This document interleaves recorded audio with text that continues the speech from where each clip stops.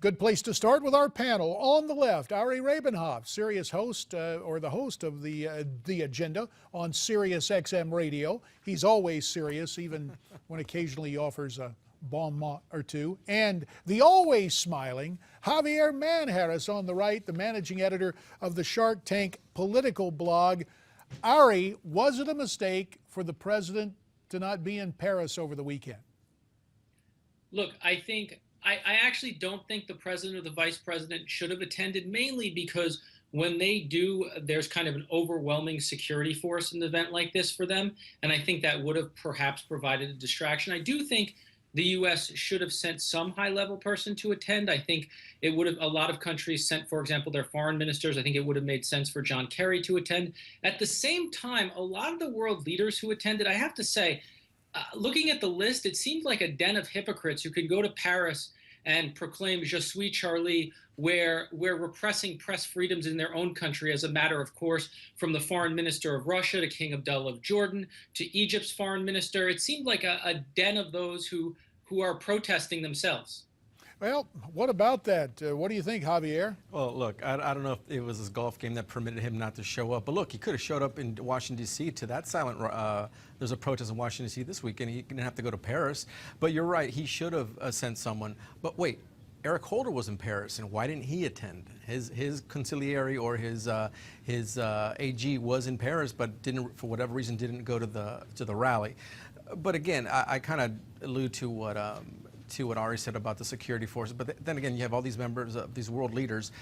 There was an existing overwhelming security force already in place, especially after the attacks in Paris. So I don't think it was an excuse. I just think maybe he had other things better to do, maybe stay home or watch football. And yet, Ari, as you mentioned, folks like King Abdullah and other leaders from the Middle East, one might think that security was a concern for them.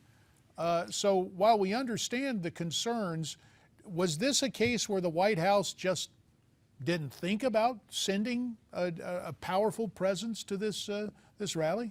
I mean, look, I have no idea. I think White House political offices make errors all the time in the events they choose to attend and not. As I said, I think it would have made sense for John Kerry to attend. And yes, Eric Holder was in Paris, and I think he probably should have attended this event. I think it is important to speak out in those moments, and I think this was a global time of unity. When you have Netanyahu and Abbas marching in the same protest, you know it's something's going on. So I think it would have made sense. Who knows why they did it, and who knows why they made the decision they made. Well, as you ask rhetorically, who knows? Let's call on Javier. You got any idea? Well, was this an oversight or deliberate, Javier? No, this was deliberate by President Obama, no one else. He makes the final call here. It wasn't about some official or some staffer that made the call that the scheduling wouldn't permit. If Obama wanted, he's the leader of the free world. He can say, hey, I'm going to go here. And look, how many times has he done it? Overnight sporadic trips to Afghanistan, Iraq. It could be done if he wanted to, but he chose not to.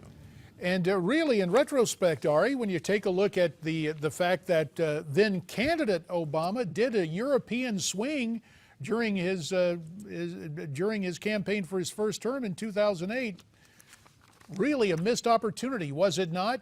We got about 30 seconds. But can I ask a real question? Does this really matter, this conversation? Like, isn't the more important thing how this is going to be dealt with, what's going on? Like, I don't think this type of scheduling request rises to the president. I don't think people, I don't think there was the recognition that he should have gone. I think it was an oversight.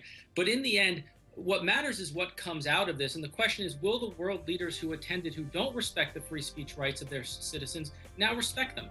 Interesting thought, even as President Obama and his administration cautioned the humor magazine that ran the cartoons prior to the attacks. Ari Rabin-Havt, Javier Manjarres, we thank you for your time, and we'll be right back.